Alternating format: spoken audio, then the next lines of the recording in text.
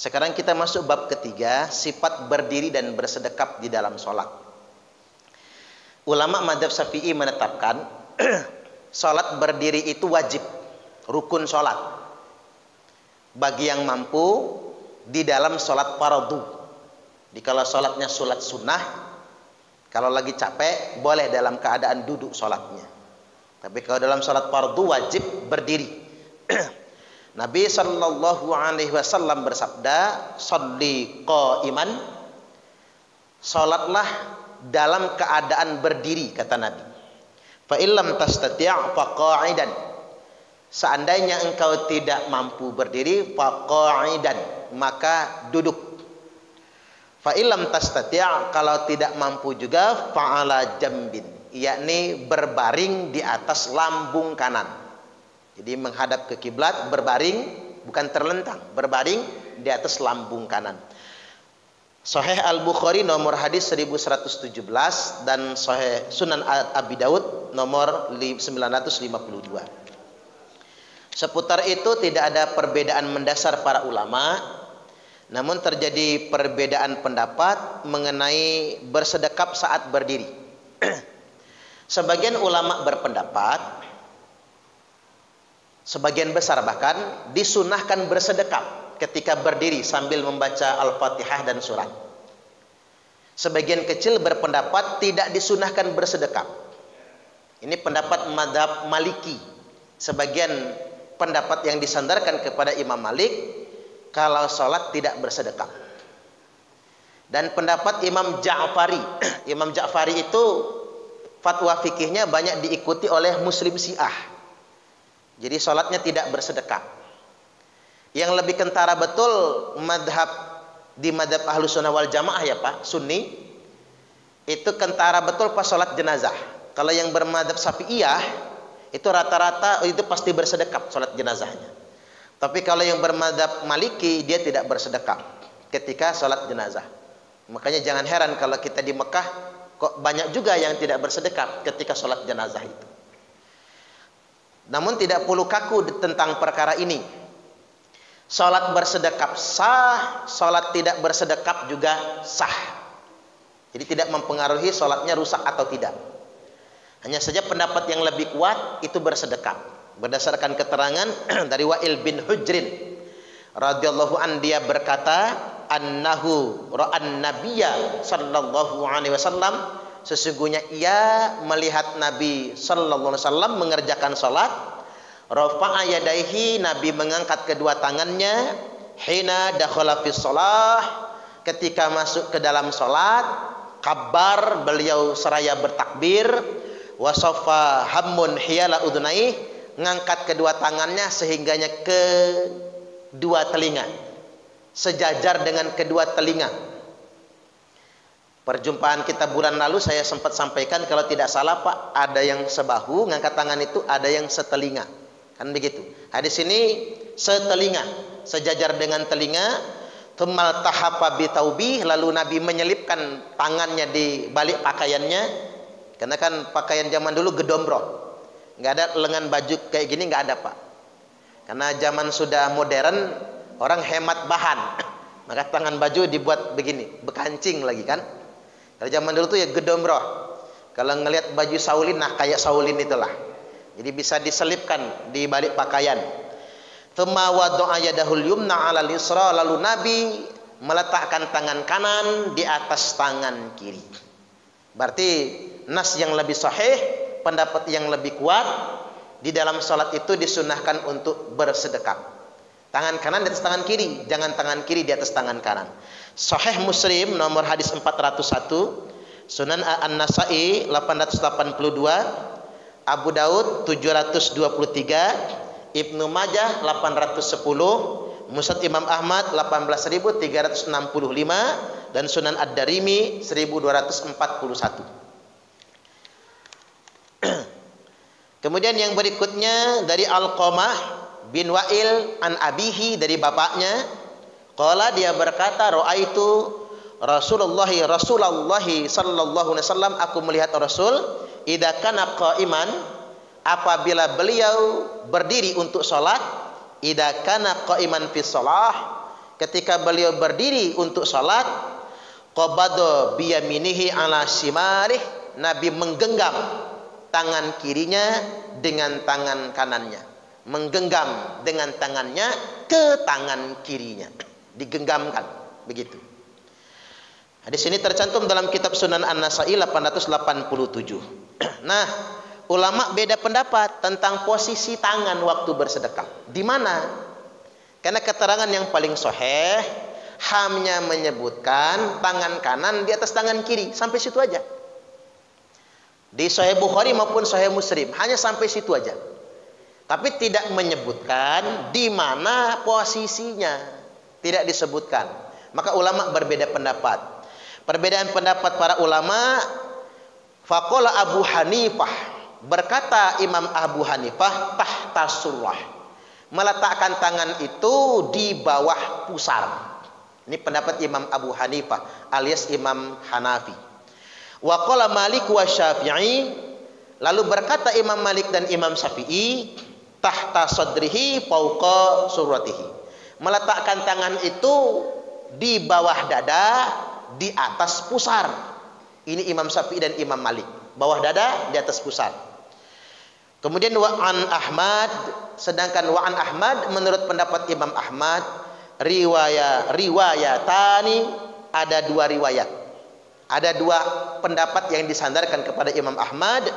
Asyhuruhuma, dari dua pendapat itu pendapat yang paling masyhur menurut pendapat Imam Hambali adalah wahiyallati ikhtarohal Kharqi, adalah pendapat yang dipilih oleh Imam Al-Kharqi. Apa itu? Kamadhabi Abi Hanifah, seperti pendapat Imam Abu Hanifah, yakni di bawah pusar. Nah, saya sederhanakan Pak, saya sederhanakan. Menurut pendapat Imam Hanafi dan Imam Hambali, sedekap itu di bawah pusar, di bawah udel kalau nggak ngerti pusar. Nah, sedangkan menurut pendapat Imam Malik dan Imam Asy-Syafi'i, di bawah dada dan di atas pusar. Saya praktekkan sedikit. Mana kameramen itu tadi ya? Praktekkan ini. Nah, ini menurut pendapat Imam Hanafi dan Imam Hambali, dia meletakkan tangan itu di bawah pusar. Begini, wad'ul kaffi 'alal kaffi. Meletakkan tangan di bawah pusar, begini. Makanya sering kalau kita ke Arab ngelihat yang begini ya Pak. Karena terutama orang-orang India gitu ya. Madhabnya madhab Hanafi. Tapi jangan ke bawahan ya. Kalau ke bawahan agak beresiko nantinya. Nah, sedangkan menurut pendapat Imam Malik dan Imam Asy-Syafi'i, meletakkan tangan itu bawah dada, di atas udel. Ini udel saya nih. Nah, begini. Nah, begini. Ini menggenggam pergelangan tangan. Ini saya terganggu sama jam, gak apa-apa. Menggenggam pergelangan tangan begini. Ini pendapat Imam Malik dan Imam Syafi'i. Dua ini aja. Jadi pendapat yang paling masyhur di kalangan para ulama itu dua itu. Yang paling masyhur. Ahlus Sunnah wal Jamaah. Saya menyarankan kali panjenengan Bapak Ibu mengamalkan, jangan jauh-jauh dari dua pendapat itu. Jangan jauh-jauh. Loh, mengapa saya katakan jauh-jauh? Karena ada yang begini. Nah, begini. Ini kejauhan Pak. Kejauhan dari pendapat para imam itu. Atau begini. Ini kejauhan. Sekarang kita mikir pakai logika sederhana saja. Emang hebat kita dari Imam Hanafi, Imam Malik, Imam Asy-Syafi'i, Imam Hambali.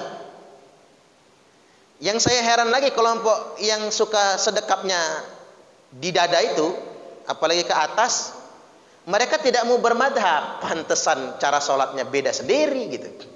Karena mereka tidak mau bermadhab. Kita tuh udah nggak perlu ragu kalau Ahlus Sunnah wal Jamaah itu Pak, 4 madhab itu. Ya ada madhab-madhab yang lain, cuman nggak terkenal kan. Cuman nggak perlu ragu. Makanya saya cuman menyarankan jangan terlalu jauh lah dengan pendapat 4 imam itu. Walaupun boleh di dada, jangan ketinggian lah. Pasin di ulu hati misalnya, sedemikian rupa. Agar nggak kesannya itu nggak aneh betul gitu. Kan nggak enak juga tampil terlalu beda Bapak Ibu.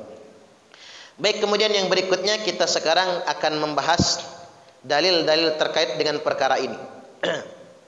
Pertama, dijelaskan, disebutkan dari Abi Juhaifah anna Aliyan radhiyallahu an qal, beliau berkata, Ali berkata, minas sunnati wad'ul kaffi 'alal kaffi, yang termasuk sunnah itu kata Juhaifah dari Ali, kata Ali, meletakkan telapak tangan kanan di atas telapak tangan kiri fi shalah, di dalam shalah, tahta surrah, di bawah pusar.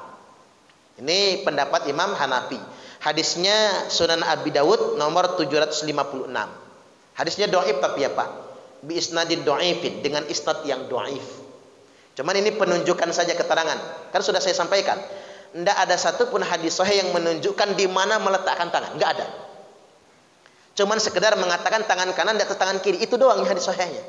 Jadi nggak perlu terlalu kaku. Cuman saya ingin menyarankan jangan terlalu lari dari pendapat ulama, terutama madzhab yang 4. Kalau terlalu jauh kan aneh. Imam Hanafi aja bawah udel kok dia nyekek leher. Ketinggian, jangan ketinggian. Kemudian yang berikutnya tentang meletakkan tangan di bawah dada dan di atas pusar. Ini diambil dari, saya ambil contoh misalnya, rujukannya dalam kitab Sahih Muslim. Imam Muslim, ini kan berarti ulama hadis ya Pak. Ulama hadis, dan ulama hadis itu di zaman awal masuk dalam kategori tabi'in. Pasca mujtahid kan ulama hadis, termasuk Imam Bukhari, Imam Muslim kan.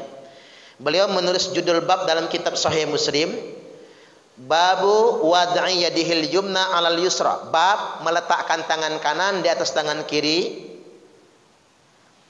ba'da takbiratul ihram, setelah takbiratul ihram, tahta sadrihi, di bawah dada, fauqa suratihi, dan di atas pusar. Beliau menulis judul bab ini untuk hadis yang saya bacakan tadi itu. Nabi tumal tahafa bitaubi, beliau menyelinapkan tangannya di pakaiannya, thumma wada'a yadahul yumna 'alal yusra, lalu meletakkan tangan kanan di atas tangan kiri, yakni di bawah dada dan di atas pusar. Sahih Muslim 401. Teman, itu di judul bab. Hadis terkait dengan ini yakni dari Ibnu Jarir Al-Dhabi, dari bapaknya, dia berkata, ra'aitu Aliyan radhiyallahu an, aku melihat Ali yumsiku shimalahu biyaminihi ala rusghi fauqa surrah, menggenggamkan tangan kanannya di atas tangan kirinya di pergelangannya, fauqa surrah, yakni di atas pusar, di bawah dada. Sunan Abi Dawud nomor 757. Hadis ini juga hadis dhaif. Jadi nggak bisa jadi pakem saklek, nggak bisa. Tapi penunjukannya ada untuk meletakkan tangan di bawah dada dan di atas pusar. Yang selanjutnya, yang ketiga, meletakkan tangan di dada. Ada keterangannya dari Taus, dia berkata, karena Rasulullah sallallahu alaihi wasallam yad'u yadahul yumna ala yadihil yusra, meletakkan tangan kanan di atas tangan kiri, thumma yashuddu bainahuma, lalu mengeratkan, jadi menggenggamkan, artinya mengeratkan kedua tangannya, ala sadrihi, di dadanya. Nah, ini yang keterangan di dada. Sunan Abi Dawud nomor 759. Namun hadis ini juga hadis dhaif ya Pak. Jadi sama-sama itu. Jadi yang bawah dada atas pusar, bawah dada atas pusar, maupun yang di dada, semua berangkat dari keterangan yang dhaif. Berarti penguatannya kita pada fatwa para ulama, dan dalam pengamalannya carilah amal yang memang sesuai dengan sandaran para ulama. Jangan bikin-bikin sendiri. Kalau saya milih yang mana? Kalau saya milihnya yang paling proporsional. Apa yang paling proporsional? Ya bawah dada di atas pusar, begini saya praktekkan lagi. Ini paling proporsional. Tengah-tengah. Di dada tidak, di bawah pusar juga tidak, tapi tengah-tengah. Nah, begini. Paling proporsional. Makanya bapak-bapak lihat orang Arab sholat begini semua kan? Yang sholatnya begini orang Indonesia doang. Yang sholatnya begini itu orang Indonesia. Cuman baca dalil nggak tahu prakteknya gitu. Orang Arab mah biasa tuh begini. Begitu Pak. Jadi orang Arab mah malah nggak kaku-kaku gitu. Orang Arab tuh dua macam. Ada yang begini, dia kalau takbir ada yang begini. Tapi nggak ada yang begini. Nggak ada. Jadi jangan praktekkan sesuatu yang memang tidak ada kekhususan nasnya di situ. Jangan sampai kita ingin tampil beda. Jadi begitu. Baik, sampai di sini kita buka dulu sesi tanya jawab. Saya persilakan pertanyaannya bebas alias basing.